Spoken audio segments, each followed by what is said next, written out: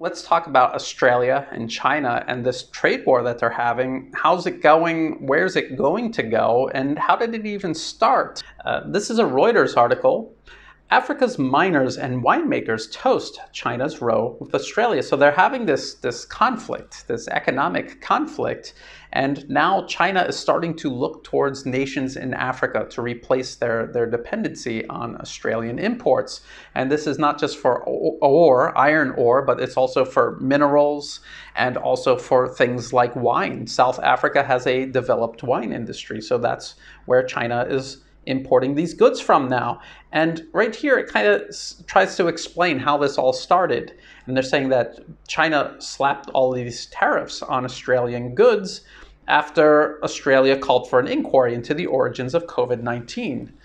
And they make it sound like the Australian government was just asking questions and China reacted this way. But in actuality, we remember the tone of these inquiries, and the US was doing the same thing at the time. This was not asking questions. This was trying to blame China for COVID-19 and the global disaster that followed.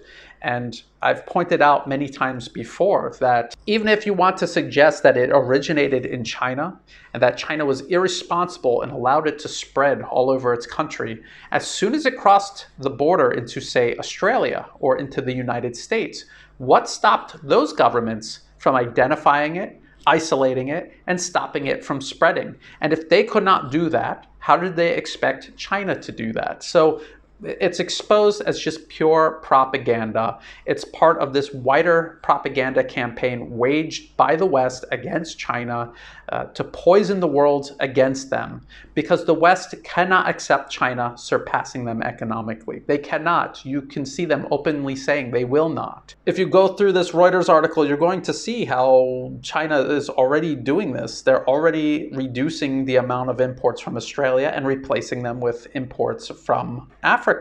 Let's look at this article. ABC Australia, funded by the Australian government. Australia to produce its own guided missiles as part of billion-dollar defense manufacturing plan. So this is how they plan on compensating for all this self-inflicted economic damage they've done with this needless antagonism of China.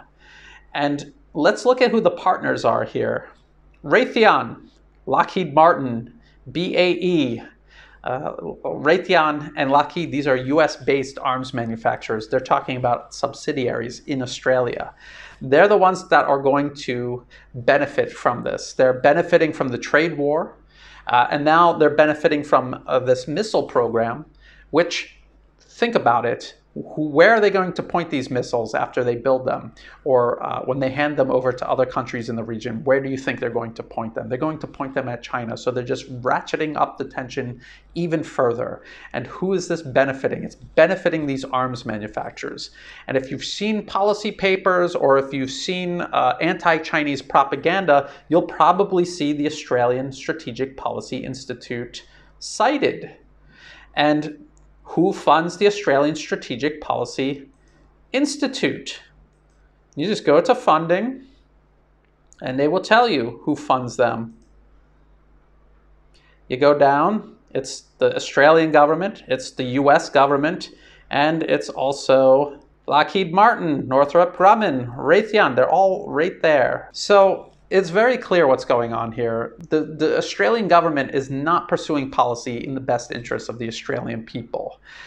They have deliberately created a crisis. They have sabotaged their nation's own economy, all to satisfy this US agenda of encircling and containing China. Instead of working constructively with China side by side, the West, the US and its allies, like Australia, insist on imposing themselves above all other nations. And so, is it working? It doesn't look like it's working. Do you think that you can actually replace real economic activity with just making weapons and promoting conflict? How do they imagine that that's going to end well?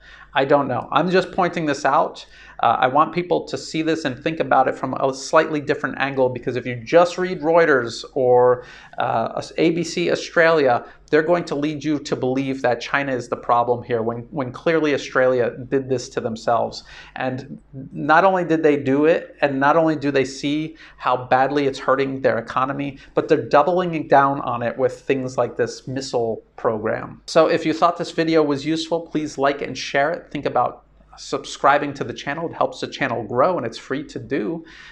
Look in the video description for the links to these articles, as well as to ways you can help support my work so I can keep making videos like this.